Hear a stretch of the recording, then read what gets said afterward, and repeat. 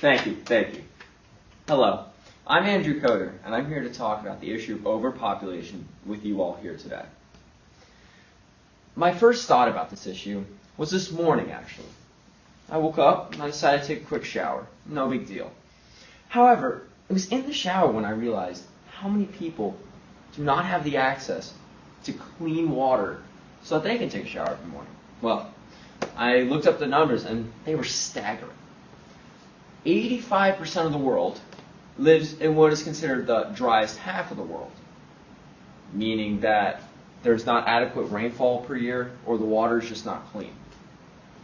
Included in this 85%, there are 783 million people who do not have access to clean water, and almost 2.5 billion people are unable to take a quick shower like I did this morning. So, this is an issue that is going to continue to grow as our population grows. You see, the human population first hit 1 billion people in the year 1804. 123 years after that, the population hit 2 billion people in the year 1927. Only 33 years after that, it hit 3 billion. And it hit 4 billion in 1974, and it was at 5 billion by 1987. 6 billion was reached in 1999, and currently we're at just over 7 billion.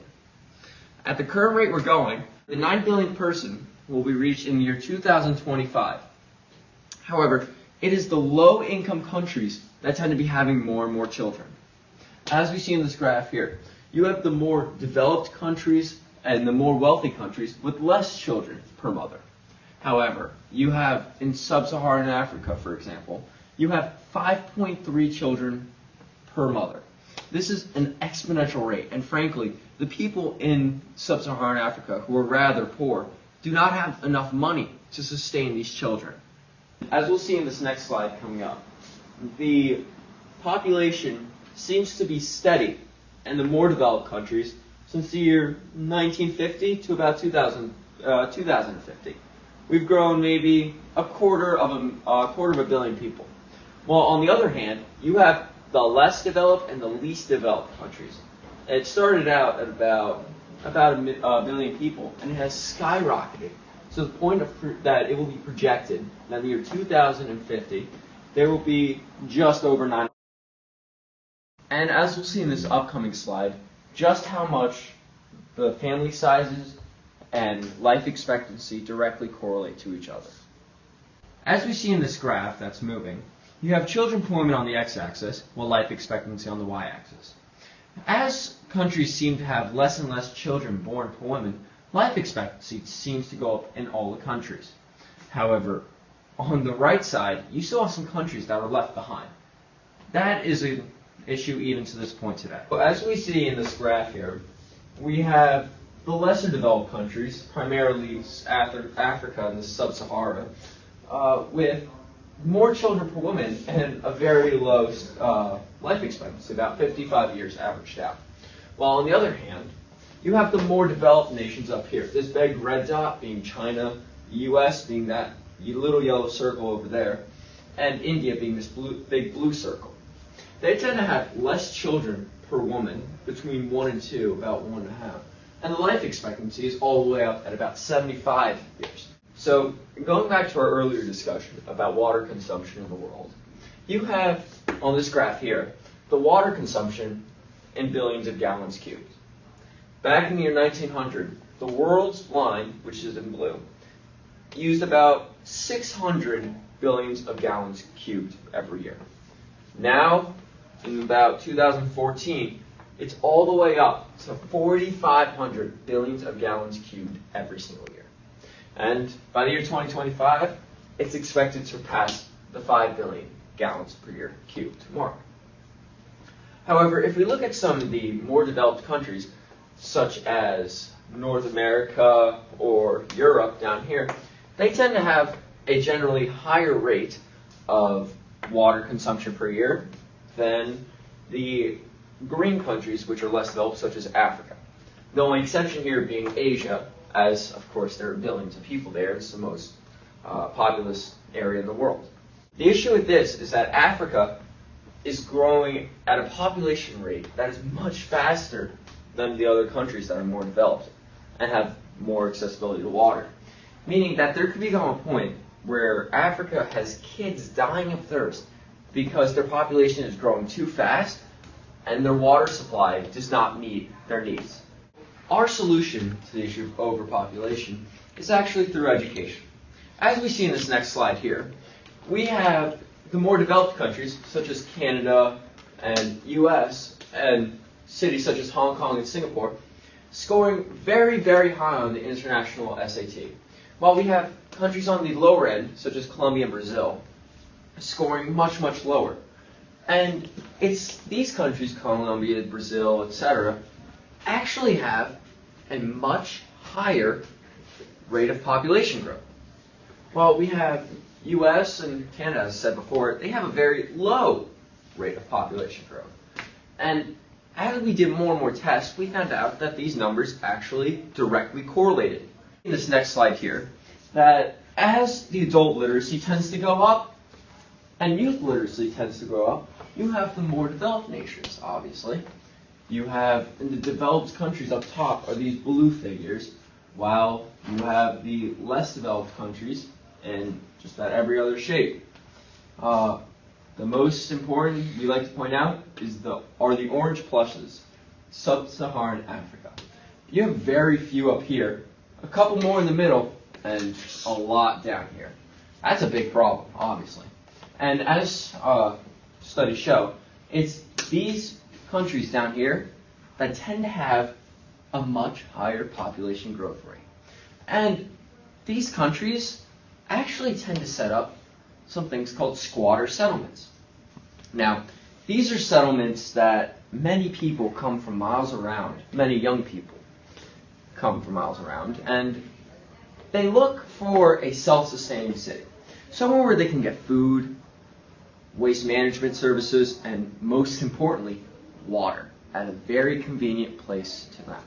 It's all in a very close-knit area where you can literally walk outside the door and go get some food or go get some water. And these places start to pop up in, for example, Lagos, Nigeria. But the issue there is that there's a very poor system of waste management. So squatter settlements might not seem to be the best thing to the rest of the world. However, for the issue at hand of overpopulation, they could actually potentially be a good thing. As you have more people in these squatter settlements, you have more people getting ready and have more will to get a higher level of education. As we see here, we have people getting married at an older age in most countries. However, in Africa, where our potential overpopulation issue seems to focus on, it's actually at a very young age, the lighter color being about 20.02 years old. As women tend to enroll in more education and as they spend more years in school, the average age of marriage and average age they will produce children actually tends to go down, meaning that they have less years of fertility and meaning that population will continue to flatten out.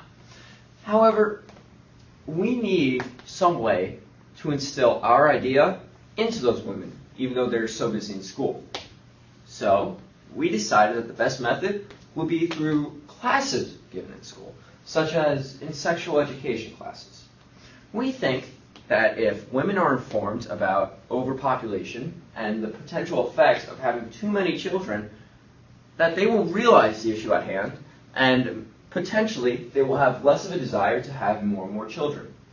As the population seems to flatten out in these more developed countries as well, potentially the overpopulation issue will tend to decline as well.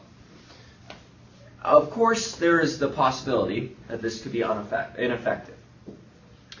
If that is the case, then we have to have some kind of a safety net to ensure that this issue does not get out of hand, because that could be very detrimental, not only to the poorer nations as we focus on, but in fact, the entire world. If we have too many children in this world, or too many people, obviously there won't be enough water for all of us, not enough waste management, and not enough food.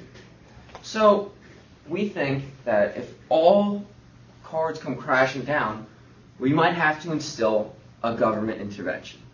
That means something like the one-child policy that is in China. But of course, we do not plan to implement that. It is just some, in case of emergency plan, if you will. If we do have to instill that, we will definitely be done under safe circumstances, and it will be done quickly and effectively. But again, okay. Of course, there are the issues that people do not go to school or do not try to get a better education. This is where the funding from MEGS will come in. You see, if we have more people coming in and donating money, we can hire more people and send them out into the fields or the less urbanized areas of, say, the undeveloped countries. With those people and with the money donated, we will actually be able to help fund more and more people to get a better education about the overpopulation issue. And in turn, this could pay us back. You see, education is one thing that is passed down from generation to generation to generation. If you have one father that teaches their child one thing, I guarantee that child will remember it for the majority of his life. And that story will be passed down. Okay, pause that. What we all know, there's the old parable. If you give a man a fish, he eats for a day. But if you teach a man to fish, he eats for a lifetime. You see, that is the same issue at hand here, except at a much bigger scale. If you teach a mother or a father about child planning, that same concept will be passed down to their next generation of children and to the generation of children after that. And eventually, it will be spread more and more around the world. And that quick parable of just a couple kids knowing how to plan for a family, it reaches the entire world, that would have a tremendous impact. And if, in our idea, that is exactly what will happen if we teach overpopulation in school education. And with overpopulation under control, we believe that water quality will begin to flat out as well, because you have less waste in the water and you have less people drinking from it, meaning that there are less pollutants as well.